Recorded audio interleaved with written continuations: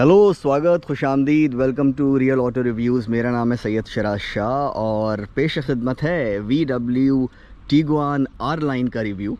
और देखिए, वैसे तो मैं अपने रिव्यूज़ में डिज़ाइन का बखान नहीं करता हूँ, पर दो तीन आपको चीज़ें बता देता हूँ उसके बारे में। देखिए, पुरानी भी जो इसकी जनरेशन्स थी ना, वो काफ़ी क्लीन डिज़ाइन था और थैंकफुली इन्होंने ये ऑल न्यू गाड़ी है, इसमें भी उसको बरकरार रखा है। बहुत ज़्यादा खामखा की स्लैशेस, कट्स, क्रीजेस नहीं दी हैं और उसके बावजूद इन्होंने इसको एक यूथफुल पर्सोना दे दिया है कि अब जैसे मान लिए पुरानी जो गाड़ियाँ थी इसकी जो जनरेशन्स थी, वो अगर 40s में जो लोग थे उनको पसंद आती थी, ये जो 20s और 30s में हैं उनको भी पसंद आएगी। और देखिए, छोटी सी कमियां हैं। अब जैसे इन्होंने ये आर बैच दे दिया, बहुत अच्छी बात है, यहाँ भी दिया है, उस तरफ भी दिया है, देखिए, है ना। पर ये एक मिस्ड अपॉर्चुनिटी है कि इन्होंने जो स्पोर्टी एग्जॉस्ट टिप्स होती है ना, वो नहीं देनी चाहिए थी और पीछे इनको आर लाइन का एक बैच देना चाहिए था। अब पीछे आ ही गए हैं तो आपको एक चीज़ और दिखा दूँ। भाई देखिए, किधर गया, ये रहा। हाँ, अब देखिए, ये जो इसकी लोडिंग शेल्फ है ना, ये बिल्कुल फ्लश है आपके इस पार्ट से, लोडिंग लिप से। तो इनफैक्ट बम्पर से हल्का सा 1 आध इंच ऊपर ही है। तो इसमें आसानी क्या होती है, अगर ये नीचे होता तो आपको उठा के ना ऐसे नीचे डालना होता और वो भी इतनी दिक्कत वाली बात नहीं होती। पर जब आप हैवी आइटम्स उठाते हैं, अगर ये नीचे होता तो दिक्कत आती है। अब यहाँ क्या है, आपने सरकाया और उठा लिया, यहाँ से भी अगर आप उठाएंगे तो फटाफट नीचे आ जाएगा और इसमें दिक्कत नहीं आएगी। तो ये काफ़ी एडवांटेज होता है अगर आप जब लॉन्ग ट्रिप्स पे जाते हैं, पूरा पैक करके जाते हैं, तो आपको सामान रखने में और ख़ास तौर से उतारने में इसमें आसानी होगी। और देखिए, ये जो सीट्स हैं, आप इसको इलेक्ट्रिकली फोल्ड डाउन कर सकते हैं अगर आपको ज़्यादा और बूट चाहिए हो। 2 लोग हैं, आप और आपकी गर्लफ्रेंड या आप और आपकी वाइफ, तो आप और ज़्यादा सामान रखना है, वैसे तो ज़रूरत नहीं पड़ेगी, तो आप ये कर सकते हैं। और देखिए, अच्छा ये देखिए आप, ये जो चीज़ें हैं ना, ये थॉटफुल कि भाई यहाँ पर भी है, ये आपका थोड़ा सा आप रख सकते हैं फ़ोन वगैरह। और ये देखिए, ठीक है, ऑफ कोर्स इस कीमत पे आप एक्सपेक्ट करते हैं ये चीज़, पर मेरा काम है आपको दिखाना है कि प्रॉपर इस पे लाइनर है। और भाई सीट्स जो है ना, अंडर थाई सपोर्ट बहुत अच्छा है और रिक्लाइन एंगल बिल्कुल परफेक्ट है, ठीक है, ये भी देख लिया आप। और ये सीट्स को आप आगे पीछे जो है क्या नाम है कर सकते हैं। और 3 जोन क्लाइमेट कंट्रोल है, यानी कि इन भाई साहब का अलग, इनका अलग और आपके लिए अलग। ब्लोअर स्पीड एडजस्ट नहीं कर सकते हैं, टेम्परेचर एडजस्ट कर सकते हैं, ठीक है भाई। सी पोर्ट्स आपने दे रखे हैं, टाइप ए भी होना चाहिए था, इसीलिए मुझे पावर बैंक लेकर आया हूँ मैं गोप्रो चार्ज करने के लिए। और हाँ, आगे बैठ के आपको चीज़ दिखाऊंगा। अच्छा, एक चीज़ है, देखिए, आप शीशे देख रहे हैं, पीछे वाले जो है, ये पुलिस वाला आपको रोक सकता है, फिर आप उसको बताएंगे कि भैया RTO अप्रूव्ड है, फैक्ट्री से गाड़ी ऐसी आई है, ठीक है। और बोल दीजिएगा, भाई मैं कराता तो चारों विंडो कराता ना, ये पिछली 2 थोड़ी कराता सिर्फ मैं, ठीक है।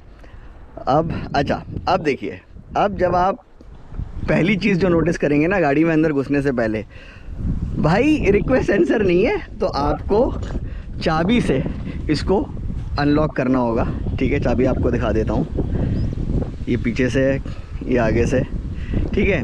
अब ये लॉक अनलॉक जैसे चाबी से करना ना, ये 2000s में बड़ा कूल लगता था आज के टाइम पे रिक्वेस्ट सेंसर होने चाहिए। अच्छा, एक चीज़ और है, आप जब गाड़ी ख़रीद लेंगे ना और 1 आध महीने में, जाहिर सी बात है, आप उसमें रात में भी चलाएंगे, तो क्या होता है ना, आप दूर से आ रहे होते हैं तो आप अनलॉक करते हैं गाड़ी, तो आप रिक्वेस्ट सेंसर ना होने को ना फॉरगिव कर देंगे। क्यों? जब आप थोड़ा सा दूर से आते हैं ना, आप अनलॉक करेंगे तो आप कि आगे से आ रहे हैं या पीछे से आ रहे हैं, तो बेसिकली दोनों तरफ जो है कनेक्टेड लाइट्स हैं, एक तो आपको वो दिखेंगी, ठीक है, फिर आपको पर्डल लैंप्स हैं, मेरा आप हेडलाइट का वीडियो देख लीजिएगा, उसमें दिखाया है, वो दिखेंगे। तो आप कहेंगे यार चलो कोई बात नहीं है, पर ईमानदारी वाली बात है, होने चाहिए थे, ठीक है।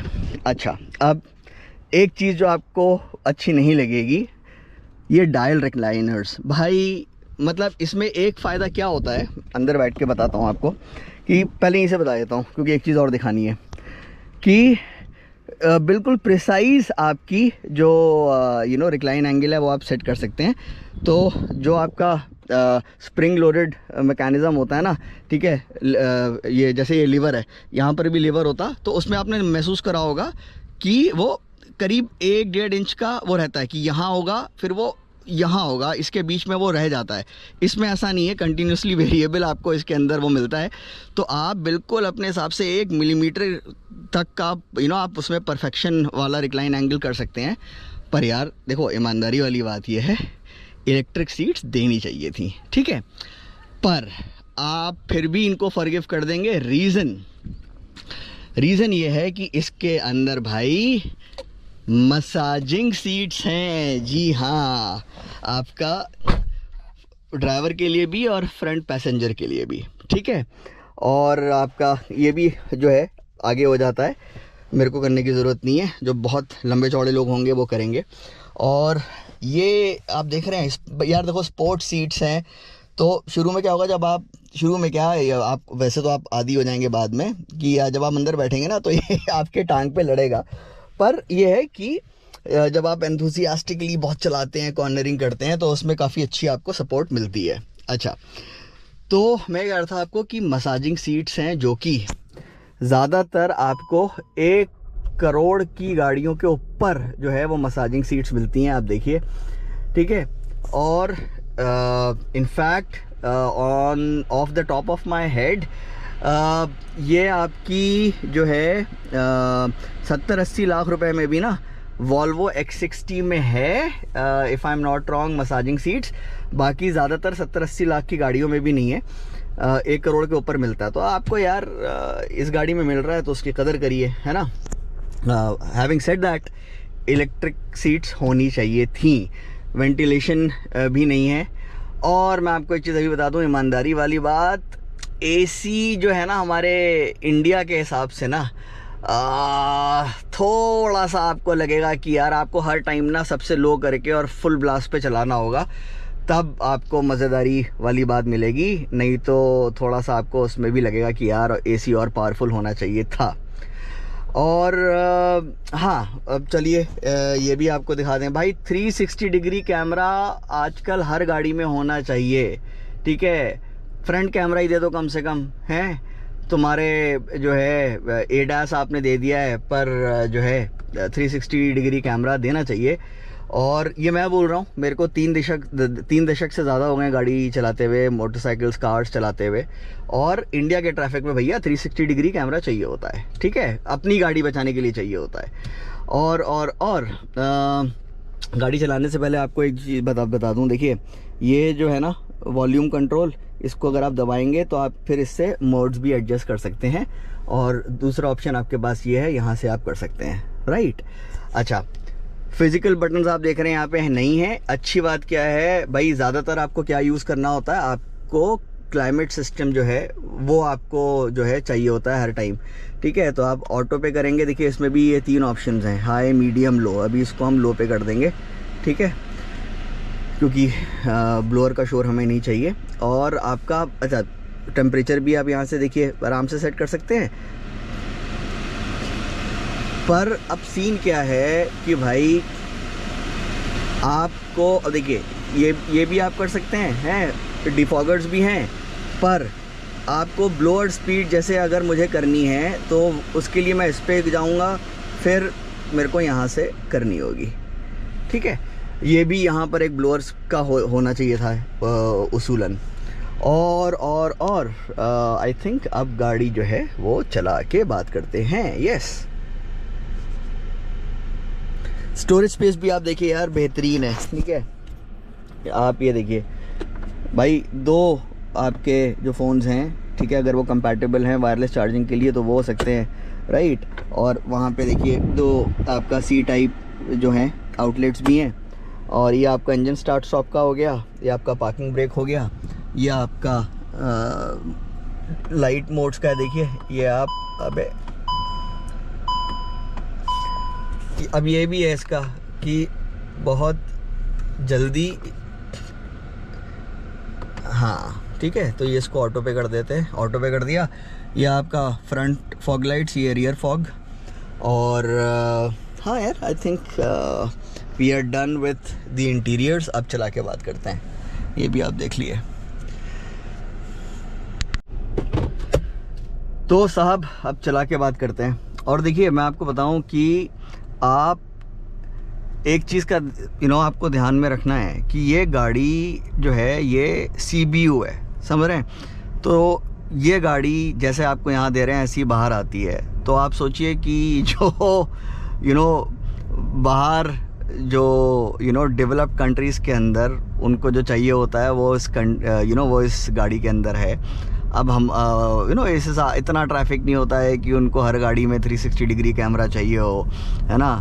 पर अब दूसरी बात ये भी है कि अगर आप कोई भी गाड़ी लॉन्च कर रहे हैं इंडिया में, ठीक है, तो कुछ चीज़ों का तो आपको, मैन्युफैक्चरर की बात कर रहा हूँ, ख्याल रखना होगा कि भैया ये चीज़ें हमें ट्विक कर देनी है ना, या ऐड कर देनी है। और ऐसा नहीं है कि आप नहीं कर सकते हैं, बिल्कुल कर सकते हैं। खैर, तो अब देखिए, अब हम बात करेंगे परफॉर्मेंस की, इंजन परफॉर्मेंस आपका, और handling, ride quality, basically handling जो और परफॉर्मेंस, इस वजह से आप VW की गाड़ियां लेते हैं। तो सबसे पहले इंजन परफॉर्मेंस की बात कर लेते हैं। भाई देखिए 0 to 100 ये क्लेम करते हैं शायद 7.1, मैंने जो करा ना तो 8.0 आया। थोड़ा सा मैं डिसअपॉइंटेड था कि मैं सोच रहा था 7.5 7.6 आ जाएगा। पर वो देखिए, आपको ड्रैग स्ट्रिप पे नहीं ले जानी है गाड़ी, और ऐसी कोई स्लो भी नहीं है। पर हाँ, it's a bit of edge compare to what they are claiming. पर मैटर क्या करता है कि अभी मैं इको मोड में चल रहा हूँ, है आपको इन जो भाई हाईवे पे चल रहे हैं आपको ओवरटेक करना है ना। तो आप प्लान इको में आपको दिखा देता हूँ। देखिए 3 2 1, ठीक है। मतलब यार आपको पावर की कमी तो महसूस होगी नहीं। अब 200 हॉर्स पावर के आसपास है, दो मतलब 201 204 जो है, भाई कितना है, शायद 204 PS है ना। तो 200 हॉर्स पावर से आपके पास किसी भी गाड़ी में 200 हॉर्स पावर और उससे ऊपर है ना, तो आप समझ लिए कि that is all the power that you need in India, समझ रहे हैं। और इको में ये हाल है, स्पोर्ट में कर देंगे तो ये और गोली। अभी वहाँ स्पोर्ट पे करा तो यहाँ से आपको स्पोर्ट पे अलग से करने की ज़रूरत नहीं है, ऑटोमेटिकली आ जाएगा। अब अगर आप इको पे रखते हैं और इसको एक बार और करते हैं तो ट्रांसमिशन आपका स्पोर्ट पे आ जाएगा। इंडिविजुअल मोड है, यहाँ पर भी आप जो है काफ़ी सारी चीज़ें एडजस्ट कर सकते हैं, मैं आपको बताऊँगा उसके बारे में। तो देखिए, तो परफॉर्मेंस की कमी नहीं है, बहुत प्यारी परफॉर्मेंस है। और हैंडलिंग बेहतरीन है, बेहतरीन हैंडलिंग। मतलब आपको लिटरली ऐसे लॉन्ग स्वीपिंग कॉर्नर्स होते हैं ना, आपको आप बाकी लोग 60 पे ले रहे हो, आप 70 पे लेंगे वो। और बहुत ही कॉन्फिडेंस इंस्पायरिंग चैसी बिहेवियर है। स्टीयरिंग बहुत अच्छा है। मैं चाह रहा था कि थोड़ा सा और डायरेक्ट होता, पर वही अब यार आजकल इतना ही कर सकते हैं ये, ख़ासतौर से क्रॉसओवर के अंदर। तो अब जाहिर सी बात है VW ग्रुप के अंदर ही आता है आपका। VW ग्रुप के अंदर भाई आपका ऑडी है, पोर्शे भी है। फिर आप कहेंगे भैया ठीक है, अब देखिए वो पोर्शे तो नहीं बन सकती है ये, फिर पोर्शे अलग है, ये अलग है ना। और इतने पैसों में पोर्शे नहीं मिल रही है आपको। इतने पैसों के हिसाब से बेहतरीन हैंडलिंग है, बेहतरीन परफॉर्मेंस है, और ऑल व्हील ड्राइव है ये, ठीक है। तो यानी कि जब आप कॉर्नर कर रहे होते हैं तो आपका चारों जब व्हील्स के अंदर पावर जा रही है ना। तो अब जैसे नॉर्मल आप चल रहे हैं, बिल्कुल सीधा चल रहे हैं, तो ज़्यादातर क्रॉसओवर्स, क्या समझ लियो ऑलमोस्ट सारी ही क्रॉसओवर्स जो हैं वो फ्रंट व्हील ड्राइव होती हैं। ज़रूरत पड़ने पे सिस्टम डिसाइड करता है कि पिछले पहियों में पावर जानी चाहिए या नहीं। तो यानी कि आप कॉर्नरिंग कर रहे हैं मोड़ पे, बिल्कुल स्टार्टिंग में उस टाइम पे जाती है, ठीक है। और जैसे कि मैंने कहा कि जब आप एंथुजियास्टिक कॉर्नरिंग कर रहे हैं, चारों पहियों में पावर जा रही है, आपको ज़्यादा ट्रैक्शन मिल रहा है, गाड़ी आपकी सही लाइन पकड़ के चल रही है जो आप चाहते हैं, और अब यहाँ पर मैं आपको एक चीज़ और बता दूँ, उसके बाद फिर वही थोड़ा सा उसके अंदर ना राइड क्वालिटी का भी आ जाएगा। भाई इसके अंदर इन्होंने DCC Pro दे दिया है। DCC क्या है? Dynamic chassis control. मैंने 2-3 साल पहले कॉर्डियक LNK के रिव्यू में एक्सप्लेन करा, आप वो देख लीजिएगा। दोबारा बता देता हूँ ब्रीफ में। तो बेसिकली क्या है भाई, डैम्पर्स जो हैं उनकी ट्यूनिंग चेंज हो जाती है जब आप मोड्स चेंज करते हैं। तो स्पोर्ट के अंदर जो है बेसिकली इन मोड्स से नॉर्मल गाड़ी में क्या होता है, आपका स्टीयरिंग के बिहेवियर में फ़र्क आ जाता है, और आपका जो थ्रॉटल रिस्पॉन्स है, ठीक है, और आपके शिफ्ट पॉइंट्स हैं वो चेंज हो जाते हैं। इसके अंदर इतने पैसों में शायद ये वाहिद एक गाड़ी है, और ऑफ कोर्स आपका जो नई वाली कोडियक है उसके अंदर भी होना चाहिए, क्योंकि 2-3 साल पहले जब LNK चलाई थी मैंने उसमें तो था। तो इतने पैसों पे वाहिद वो गाड़ियाँ, ठीक है, ये और कोडियक, जिसके अंदर आप मोड्स के हिसाब से जो डैम्पर्स हैं उनका रीबाउंड और कंप्रेशन जो है वो चेंज हो जाता है। तो गाड़ी जब आप स्टार्ट करते हैं तो ये कंफर्ट मोड पे होती है, और 90% क्या, सारे ही कस्टमर्स जो है ना over 90% of the time comfort में रखेंगे। सबसे अच्छी राइड क्वालिटी मिलती है आपको, और बाकी सारी चीज़ें भी जो हैं वो काफ़ी आपको सुलझी भी मिलती हैं। आपको मोड चेंज करने की ज़रूरत ही नहीं होगी। अब तो आपको पहाड़ों पे चलानी है भाई, स्पोर्ट मोड में डालिए, पैडल शिफ्टर्स भी आपके पास, ज़रूरत नहीं पड़ेगी आपको। तो उसके अंदर आपको जो है स्टीयरिंग में वेट भी आ जाएगा, ज़्यादा फील सम हो जाएगा, ठीक है, सस्पेंशन टॉट हो जाएगा। आपको दिखाऊं, देखिए क्या क्या आप चेंज कर सकते हैं। देखिए, अब देखिए, मैंने जो लेक्सस के फैक्ट चेक वीडियो में बोला था कि अगर मोड से सस्पेंशन चेंज हो जाता है तो यहाँ पे दिखाई देगा। देखिए यहाँ पे DCC दिख रहा है आपको। आप सोचिए कितनी लंबी रेंज है, कितनी ज़्यादा रेंज है जहाँ पर आप एडजस्ट कर सकते हैं, ठीक है। आप यहाँ पर डाल सकते हैं इसको, मैंने यहाँ पे डाल रखा है इंडिविजुअल मोड के अंदर, all wheel drive in sport, steering in sport, ठीक है, ड्राइव यानी कि आपका जो ट्रांसमिशन है, ठीक है, और ECU की जो मैपिंग है, ठीक है, वो स्पोर्ट में रहेगी। Adaptive cruise control, light assistance, ठीक है, AC सब कुछ है। मेन चीज़ आपकी है ये all wheel drive setup, steering और आपका ड्राइव और आपका ये DCC, ठीक है। चलो ऑफ रोड और स्नो के बारे में बता देता हूँ, ठीक है यार। देखिए इससे आप ऑफ रोडिंग नहीं करेंगे, पर ऑफ रोड मोड हो चाहे स्नो मोड हो, वो क्या करता है भाई, नॉर्मली भी किसी भी मोड के अंदर सिस्टम आपका जो है वो डिसाइड करता है ना कि कब ऑल व्हील ड्राइव पे जाएगी गाड़ी।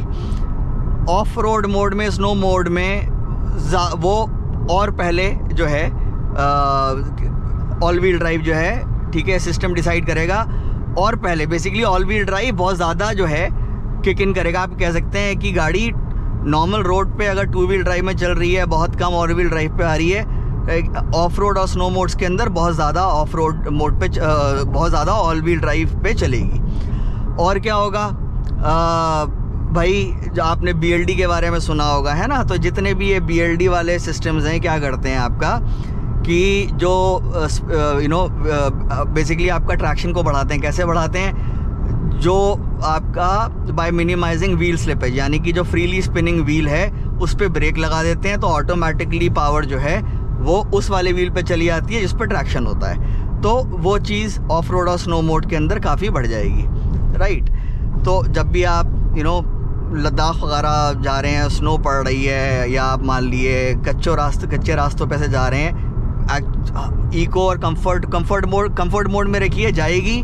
आपको ज़्यादा लग रहा है कि ज़्यादा गड्ढे वड्ढे हैं या कीचड़ है ना, कीचड़ वगैरह है, वहाँ पर आप ऑफ रोड मोड लगा लिए और इंशाल्लाह आराम से आप निकल जाएंगे। अच्छा, अब राइड क्वालिटी की बात कर लेते हैं। देखिए कंफर्ट में आप रखेंगे, और मैं जब शूट करने जाता हूँ न्यूज़पेपर के लिए, फ़ोटोज़ चाहिए होते हैं हमें, तो वहाँ पे ना एक बहुत करीब 500 मीटर का होगा, बहुत ख़राब रोड है, सारी गाड़ियाँ वहाँ स्लो हो जाती हैं। तो आप एंटर करते हैं स्लो, पर क्योंकि DCC है इसके अंदर, है ना, तो आप अब क्या करेंगे, आपने कंफर्ट मोड पे रखी है, आप एंटर हुए आराम से, और भाई उसके बाद आप स्पीड बढ़ा दिए, और इतनी प्यारी राइड क्वालिटी है, गड्ढों को इतना अमेजिंगली एब्जॉर्ब करता है इसका सस्पेंशन कि आप कहेंगे भाई मुझे डीसीसी के इन्वेंटर से ना, उन इंजीनियर से मिलना है,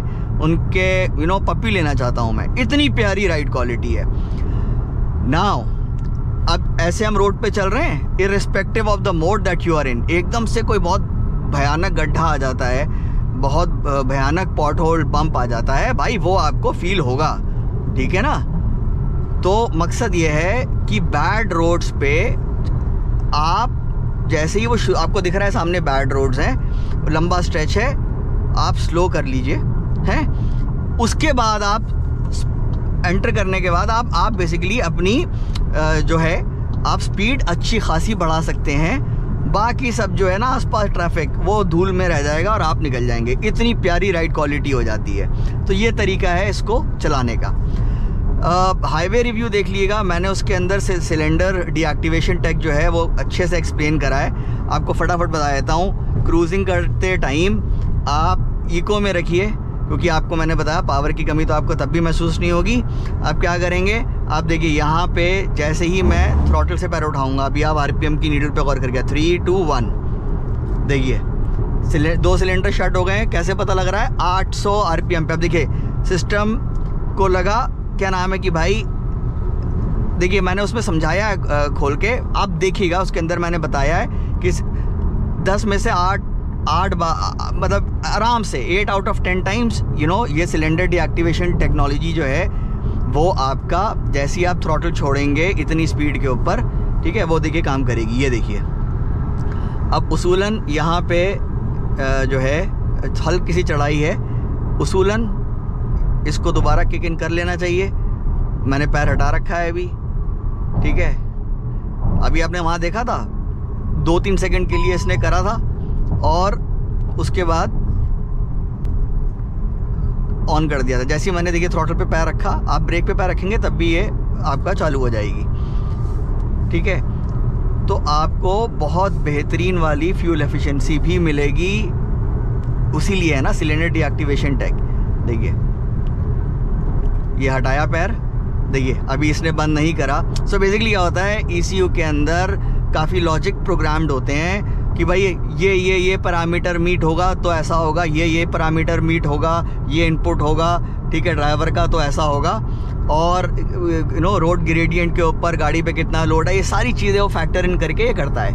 पर जैसा कि अभी आप देख रहे हैं 10 में से 8 बार इको मोड के अंदर, अच्छा हाँ, और ये इको मोड में ही काम करती है भाई साहब, ठीक है। और लॉजिक भी बनता है ना, इको मोड जैसे आप यूज़ करते हैं तो सिस्टम को पता होता है भैया आप भाई साहब जो हैं वो पेट्रोल जो है वो सेव करना चाहते हैं, तो काम करेगा। आप देखिए 3 2 1 ये हटाया मैंने, देखिए काम कर रहा है। तो इस तरीके से आप चलाएंगे, आपको 700 किलोमीटर के आसपास फुल टैंक रेंज मिलेगी, बेहतरीन इतनी परफॉर्मेंस वाली गाड़ी के साथ। अब फटाफट वर्डिक्ट की बात कर लेते हैं। देखिए आप ये गाड़ी क्यों लेंगे या क्यों नहीं लेंगे, ये आपको बातें क्लियर हो जाएंगी। वैसे तो आपको पता लग ही गया होगा। देखिए CBU है तो काफ़ी एक्सक्लूसिव रहेगा, और अब जैसे इतने पैसों में ना आपको Audi Q3 का बेस वेरिएंट मिल जाता है। इनफैक्ट इसकी एक शोरूम 45 है, उसकी 43 है, सस्ता है वो बेस वेरिएंट। पर बेस वेरिएंट क्यों लेना, ये लो ना। और भाई Audi Q3 वो तो आपको बहुत दिख जाएंगी, है ना, ये आपको कम दिखेगी। तो ये तो एक्सक्लूसिविटी है, और आपका बहुत छोटी सी बात यार कि चलाने में बहुत मज़ेदार है गाड़ी, है। Audi Q3 में आपको मसाजिंग सीट्स नहीं मिलेगी, इसके अंदर आपको मिल रही है। भैया लंबे रूट पे ना चाहिए होता है आपको कि भाई ठीक है आपका मसाज पार्लर जाना जो है ना वो छूट जाएगा, ठीक है। और तो मकसद ये है कि आपको इतने पैसों में बहुत अच्छी ड्राइवर्स कार मिल रही है। It's a very comfortable car, ठीक है। इतने पैसों में वाहिद वो गाड़ी है, अगेन कोडिया का LNK वेरिएंट भी है, ठीक है। वाहिद वो गाड़ी है जिसमें आपको अडेप्टिव, ठीक है, सेमी एक्टिव सस्पेंशन मिल रहा है, जिसकी आप डैम्पर्स की जो है कंप्रेशन और रीबाउंड वो एडजस्ट कर सकते हैं आपका मोड्स के हिसाब से। बेसिकली आप एडजस्ट आप अपने हिसाब से नहीं कर सकते हैं, पर हाँ वो एडजस्ट हो जाता है गाड़ी के हिसाब से, मोड के हिसाब से। आप बेसिकली आप कंफर्ट मोड पे रखेंगे, ख़ास तौर से ख़राब रास्तों पर, हाईवेज़ के ऊपर आपको ज़्यादा अच्छी फ्यूल एफिशिएंसी चाहिए, पावर की आपको कमी महसूस नहीं होगी, आप इको मोड में रखिए, ठीक है।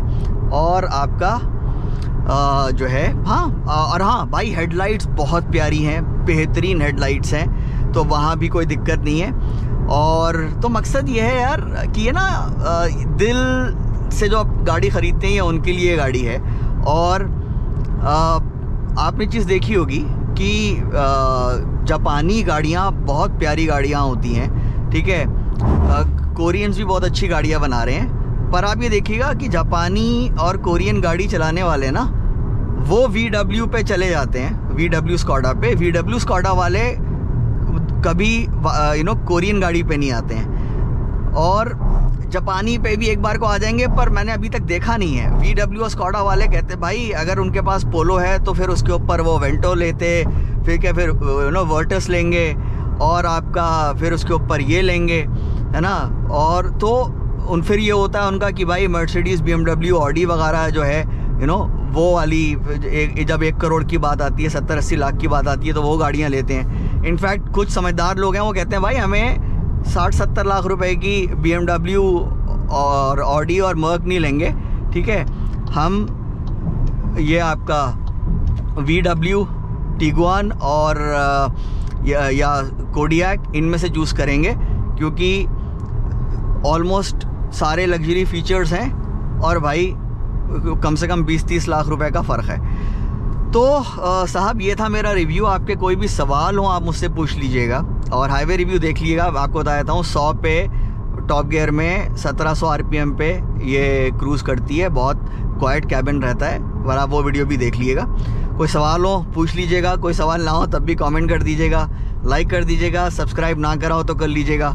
और बहुत जल्द मुलाकात होती है नए वीडियो के साथ। बहुत बहुत शुक्रिया देखने के लिए।